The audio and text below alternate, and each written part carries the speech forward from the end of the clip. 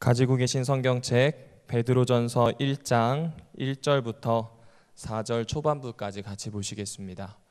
베드로전서 1장 1절부터 4절 초반부까지에 있는 말씀입니다. 제가 새번역 성경으로 읽어드리겠습니다. 예수 그리스도의 사도인 베드로가 본도와 갈라디아와 갑바도기아와 아시아와 비두니아에 흩어져 사는 나그네들인 택하심을 입은 이들에게 이 편지를 씁니다.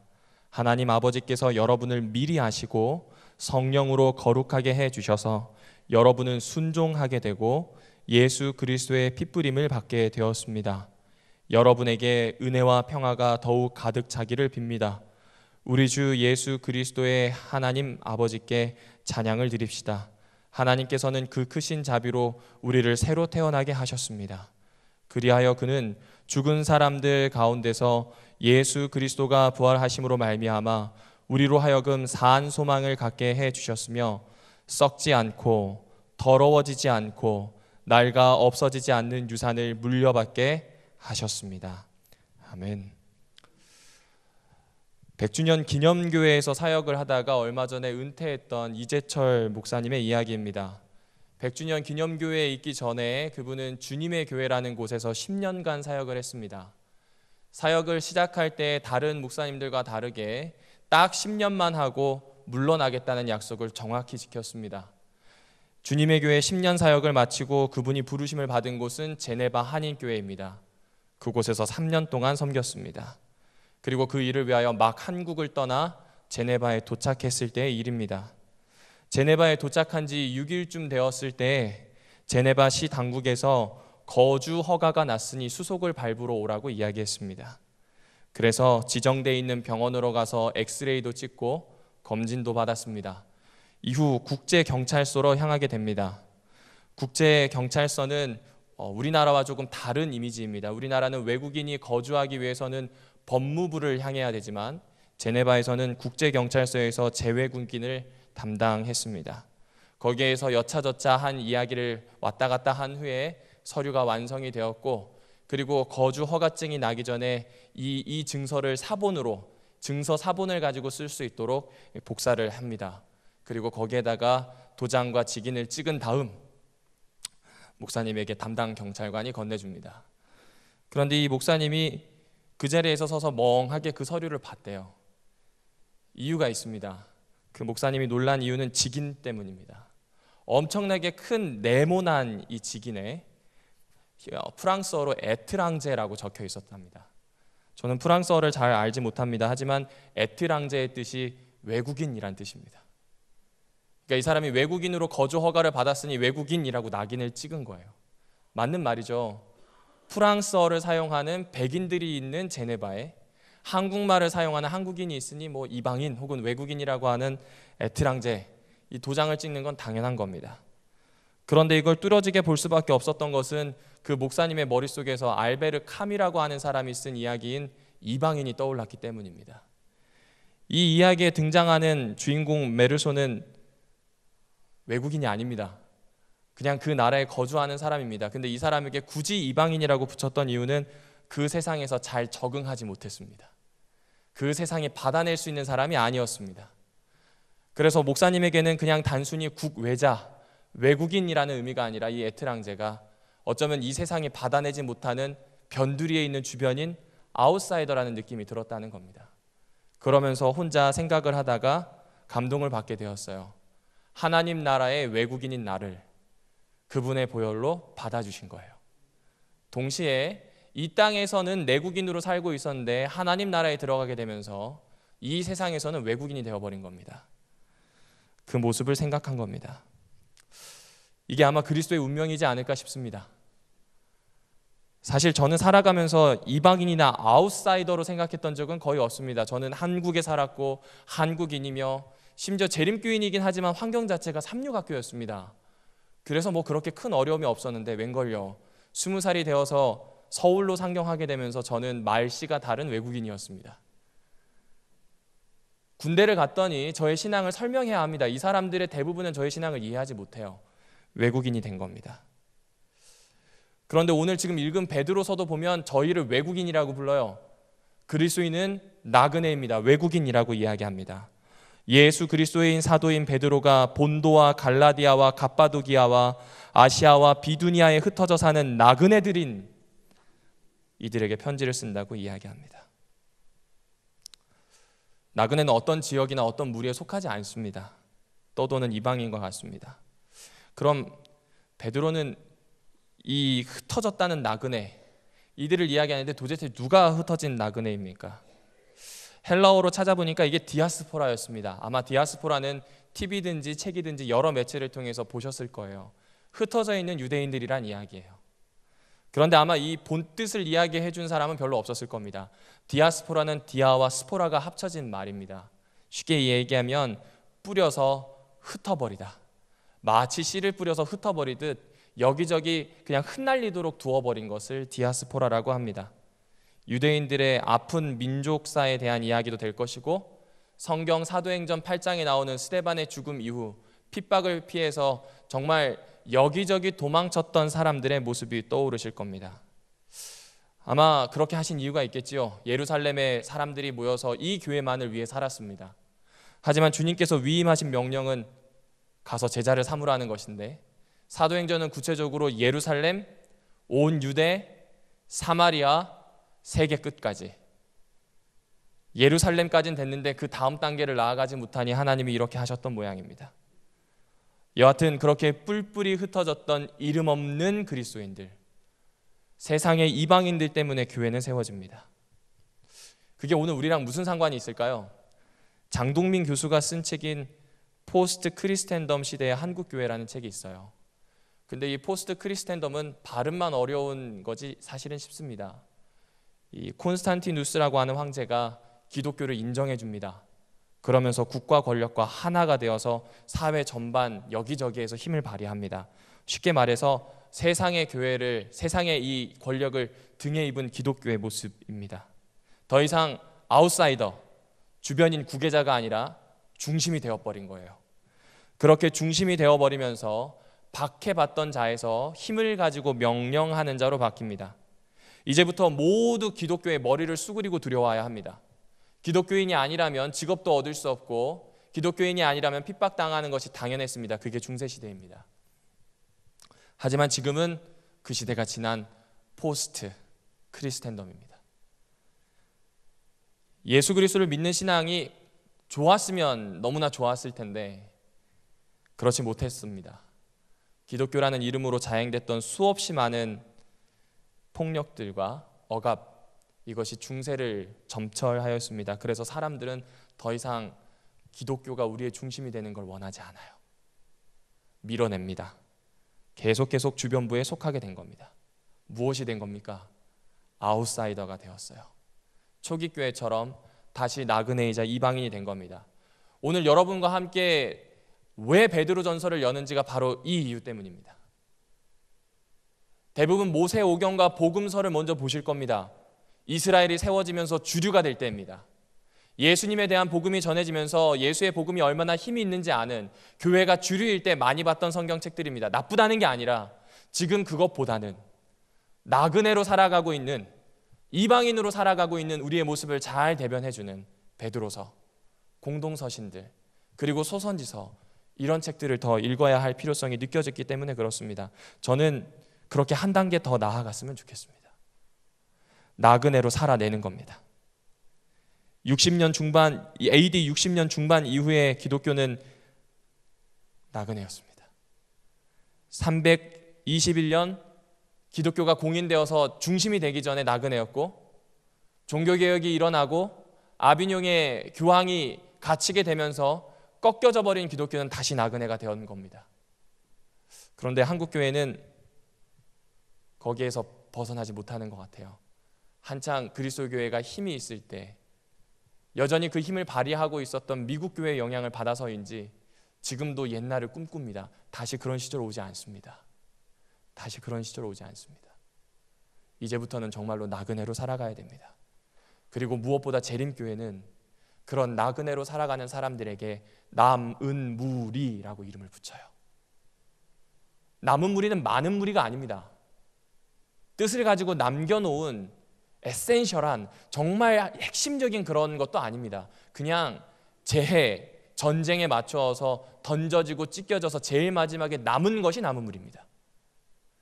초기 기독교에 가지고 있었던 우리의 믿음의 노독들이 가지고 있었던 모습과 오늘 저의 모습을 비교해 보면 남겨져 있는 게 감사할 따름입니다.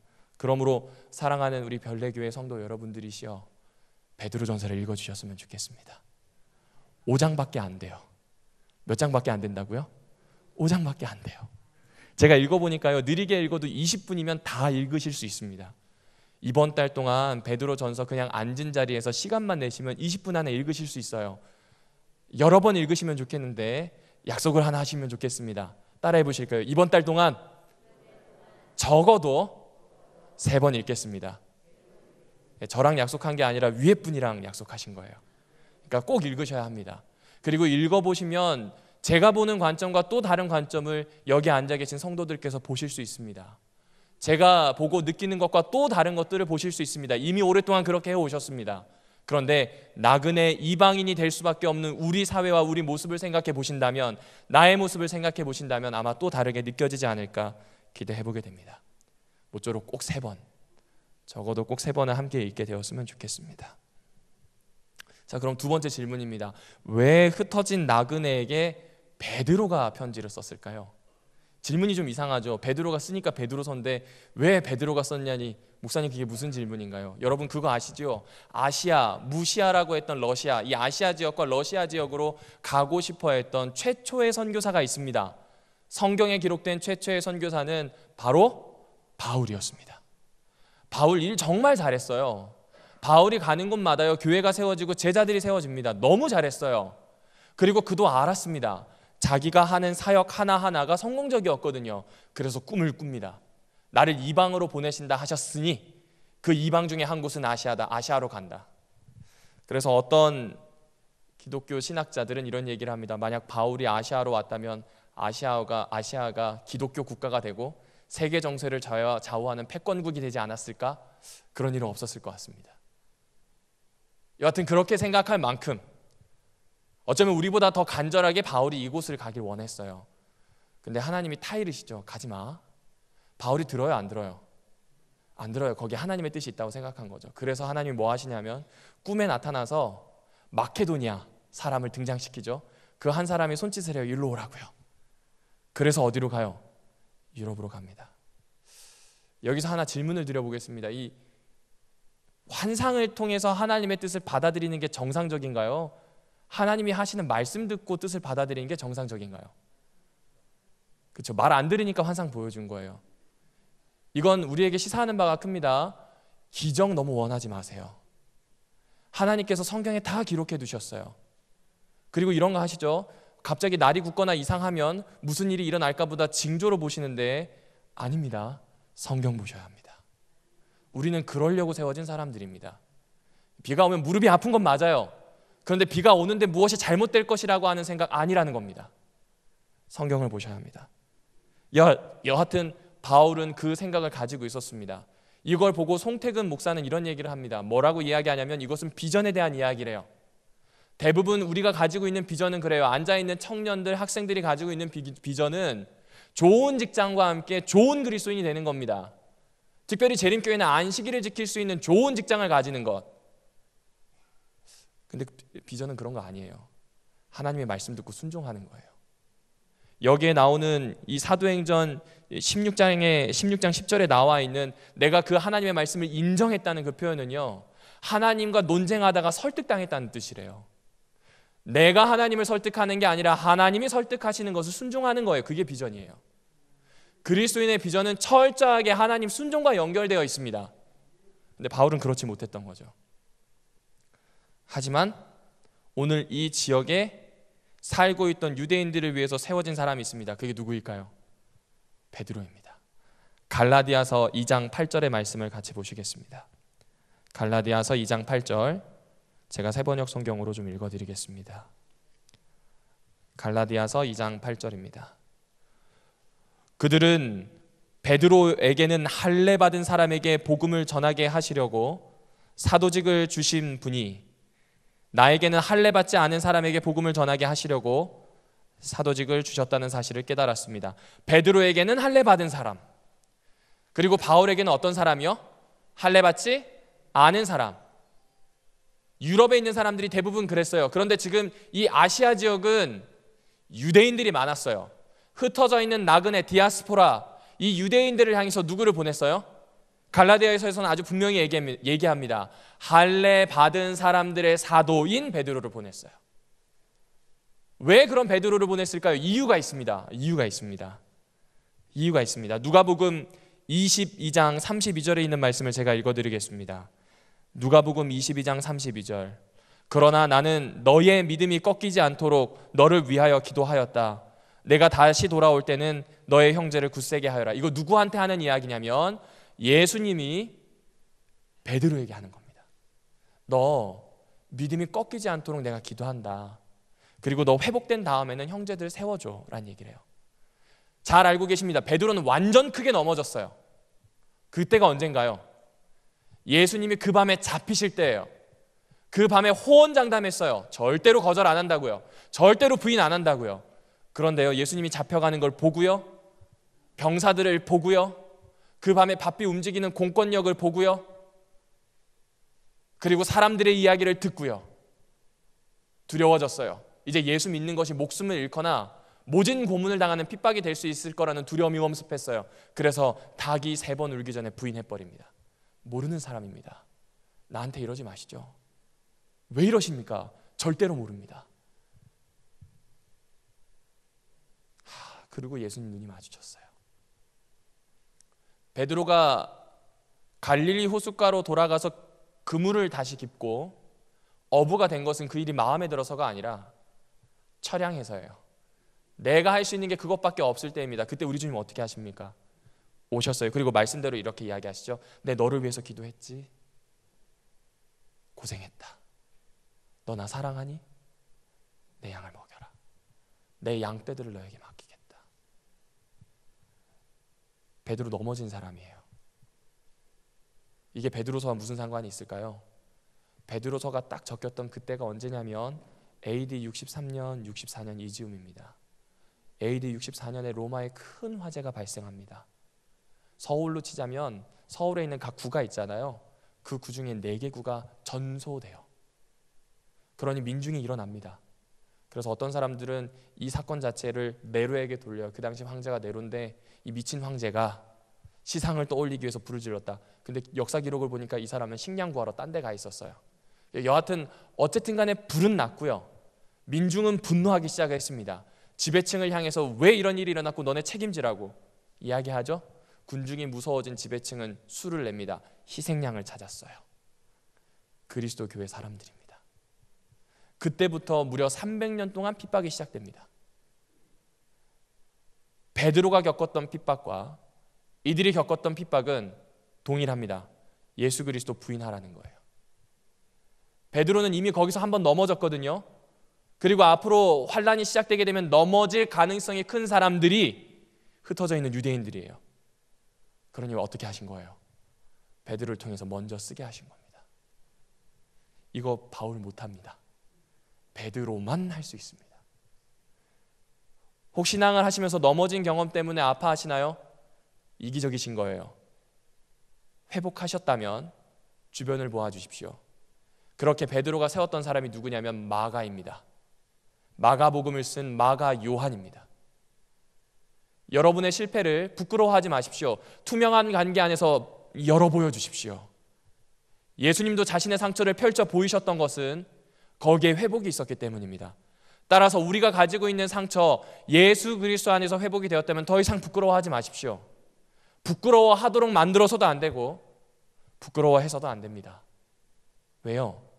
그 회복의 역사를 하나님이 하셨음을 인정하기 때문입니다. 그러므로 사랑하는 별내교회 성도 여러분, 베드로처럼 다른 사람에게 회복할 수 있는 기회가 나의 상처, 나 때문에 내 경험으로 할 수 있다면 주저하지 않으셨으면 좋겠습니다. 하나님은 그렇게 베드로를 택하신 겁니다. 베드로 전서에 나오는 택하심이 바로 이런 의미입니다. 특별한 이들에게 주어진 특권이 아니에요. 베드로전서 2장 9절에 나오지요. 이렇게 표현합니다. 여러분은 택하심을 받은 족속이요 왕과 같은 제사장들이요 거룩한 민족이요 하나님의 소유된 백성입니다.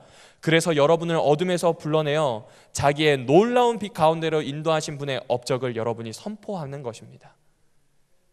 택하심을 받은 까닭은 약속 때문이라는 거예요. 마치 출애굽 그 시절 이스라엘과 약속하셨기 때문에 건져내신 것처럼 오늘 우리가 그리스도인이 될 수 있었던 것은 그분이 선택하셨기 때문이라는 거예요. 그 선택하셨기 때문에 우리는 말이 아니라 삶으로 그 복음을 살아내는 겁니다. 그래서 부르심을 받은 사람은 다시 말씀드립니다. 자기 좋은 대로 살 수가 없대요. 어떤 기독교 작가는 우리 시대에 드리워 있는 어두움과 아픔은 부르심과 무관한 삶을 살았는 데서 일어났다고 표현합니다. 하나님이 부르셨는데 그 삶과 무관하게 살았던 우리들 때문에 일어난 것이란 이야기입니다. 하나님은 하나님의 말씀을 지키기 위해서 수도승이 되라고 부르지 않으셨어요. 일상에서 그렇게 살아가라고 불러주셨습니다. 베드로서는 그렇게 산 소망을 이야기합니다. 이제 오늘 말씀을 정리하려고 합니다. 사랑하는 별내교회 성도 여러분, 하나님께서는 흩어진 나그네들을 위하여 베드로를 세우셨습니다. 하나님께서는 이제 이곳에서 예배 드리고 떠나가서 흩어져 살게 될 또 다른 디아스포라 그리스도인들인 우리를 부르셨습니다. 그리고 베드로를 통하여 보여주던 몇 번이고 넘어지더라도 일어설 수 있는 그 기록을 주셨다는 사실 꼭 기억해 주셨으면 좋겠습니다. 우리는 본질적으로 달라요. 우리는 본질적으로 달라요. 세상과 삶의 방향이 너무 달라요. 그래서 그것이 우리에게 특권입니다. 똑같은 사람들끼리 모여있으면 뭐가 잘못됐는지 모르지만 이방인과 나그네는 뭐가 다른지 바로 보입니다. 제가 제일 처음 어린이 교회를 사역을 시작하면서 주요 임원들이 저에게 부탁했던 게 있어요. 목사님은 이제 새로 오셨잖아요. 그러니 가감없이 말씀해 주세요. 진심인지 아닌지는 잘 모르겠어요. 새로 왔으니 새롭게 보는 게 뭐가 있지 않겠냐 이겁니다. 마찬가지입니다. 우리는 세상을 향해서 그렇게 이야기를 하고 함께 살아내줄 수 있는 존재가 되어야 한다고 성경은 이야기합니다. 그러므로 다시 한번 말씀드립니다. 산 소망, 넘어진 자들을 세웠던 베드로의 소명, 우리 앞에 놓여 있습니다. 이 기록을 단순히 적혀 있는 말씀이 아니라 삶으로 살아내고 증언하는 말씀으로 바꾸는 귀한 한 달이 되기를 간절히 소망합니다. 오늘 함께 할 기도 제목을 좀 올려주시면